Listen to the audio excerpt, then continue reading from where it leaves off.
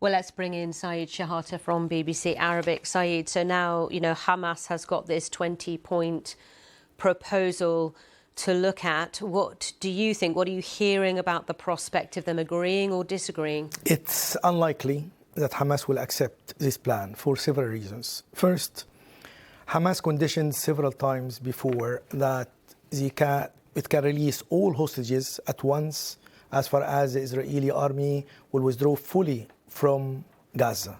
And this is not in the plan. In the plan, the link between the withdrawal, gradual withdrawal, with the disarming Hamas. So there's no relation between freeing hostages and the full withdrawal of the Israeli army from Gaza. So in this case, one of the main demands of Hamas is not there.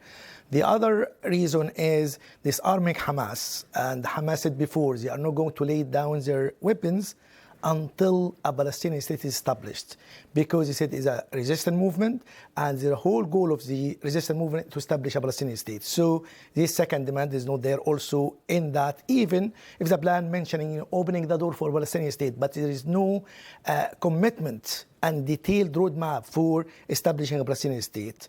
On the top of that, most of the Hamas fighters are underground. So they lost only about 10,000, according to some reports. Of like more than 65,000 were killed since 7th of October. On the top of that, there is the Secretary General of the Islamic Jihad in Palestine movement, Ziad al-Nakhala, and this group participated with Hamas in the attack in 7th of October, said this plan is a recipe for blowing up the region. Israel will use it to impose what it couldn't do over 2 years during the war. So all of these indicators, and even some people from inside Gaza said they are suspicious about this to happen. They don't trust this to achieve the end of the war. So all of these reasons come together to explain the most likely that Hamas will not accept, unfortunately, this plan. If you are right, Israel says, we will finish this off. You heard there Benjamin Netanyahu saying, it's an easy way, there's a hard way. Your thoughts on the consequences of Hamas not agreeing?